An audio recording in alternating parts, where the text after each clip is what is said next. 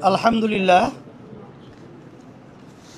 আল্লাহ পাক রব্বুল আলামিনের দরবারে লাখ কোটি শুকরিয়া আদায় করছি যে আমরা বহুদিন পর্যন্ত যে কার্যক্রমটা আলহামদুলিল্লাহ মানসিকভাবে ধারণ করে এবং বাস্তবে এটা বাস্তবায়নের জন্যে যে চিন্তা রেখে আমরা কার্যক্রম পরিচালনা করছিলাম, তারই একটা আলহামদুলিল্লাহ আজকে বাস্তবতা হলো যে আমরা সমমনা ইসলামী 5টি দল আমরা একত্রিত হয়ে কতগুলো মৌলিক বিষয় আমরা ঐক্যমতে পৌঁছতে পেরেছি। শুকরিয়া তাআলা আলহামদুলিল্লাহ। তার ভিতরে একটা হলো যে আমাদের সামনে জাতীয় নির্বাচন, আমরা যেন ইসলামী দলগুলো একটা বাক্স পাঠাতে পারি এ বিষয় নিয়ে আমাদের আলোচনা আলহামদুলিল্লাহ অনেকটা এগিয়েছে এবং আমাদের অনেকের আন্তরিকতা মাশাআল্লাহ ওইভাবে প্রকাশ পেয়েছে, আলোচনায় আমরা সন্তুষ্ট।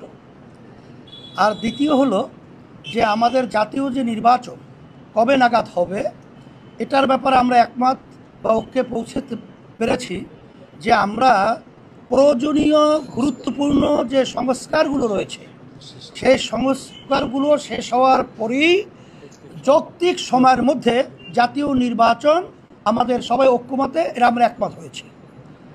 আর একটা বিষয় আমরা ঐক্যমতে পৌঁছেছি, আধিপত্যবাদ, সাম্রাজ্যবাদীবাদ এবং বিশেষ করে বিদেশি যে আমাদের দেশ নিয়ে বিভিন্ন ধরনের তালবাহানা এটা যেন না করতে পারে এ ব্যাপারে আমরা সবাই ঐক্যমত হয়ে আমরা এর প্রতিবাদ করব এবং আমাদের দেশ ইসলাম মানবতা রক্ষার জন্যে আমরা ঐক্যমতে পৌঁছেছি।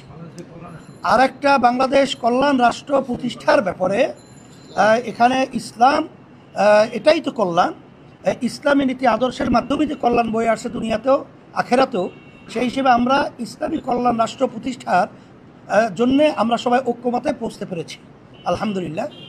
আর একটা বিষয় হলো নারী যে বর্তমানে যে পরিষ্কার সংস্কার যে রয়েছে এই সংস্কার কমিশন আমরা সবাই একমত হয়েছি যেটা সম্পূর্ণ বাতিল করতে হবে এবং এটা যদি না করে তা আমরা ঐক্যমতে আমাদের সামনে পরামর্শ ভিত্তিক আমরা এই বাংলাদেশের ভিতরে এর প্রতিবাদে আমরা কঠোর আন্দোলন এবং সিদ্ধান্ত নিতে বাধ্য হব।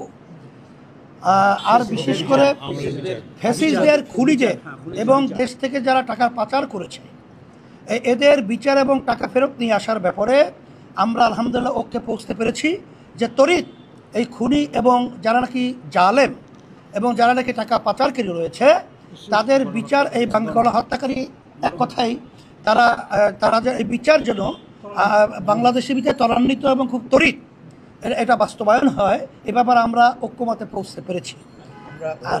আর আলহামদুলিল্লাহ ধারাবাহিকতা আজকে আমাদের এই আনুষ্ঠানিকতা আজকে শেষ নয়, আমাদের এই লক্ষ্যে পৌঁছার জন্যে আমরা সবাই ধারাবাহিকভাবে এই কার্যক্রম পরিচালনা চলতে থাকবে, বৈঠক চলতে থাকবে। আশা করি আলহামদুলিল্লাহ এই 53 বছর স্বাধীনতার পরে 54 বছর চলছে আমাদের যে লক্ষ্য বাংলাদেশকে নিয়ে, এটা আমরা আশা করি এখন যে পরিবেশ তৈরি হয়েছে এটা আমরা পৌঁছতে পারবো এরকম একটা আশার আলো আলহামদুলিল্লাহ আমরা দেখতে পাচ্ছি। আপনাদের সকলকে ধন্যবাদ। এখন অন্য দায়িত্বশীল যারা রয়েছে তারা শুকরিয়া, আপনাদের সকলকে ধন্যবাদ জানাই এবং আপনাদেরকে ধন্যবাদ জানাই যে আপনারাও যেন ইসলাম দেশ মানবতার পক্ষে আপনাদের লেখনী কথা এটা আপনারা কাজ করতে পারেন। এই জন্য আমাদের পক্ষ থেকে সকলকে আমরা উদাত্ত আহ্বান এবং আমরা অনুরোধ করছি এবং আপনাদের ধন্যবাদ জানাচ্ছি।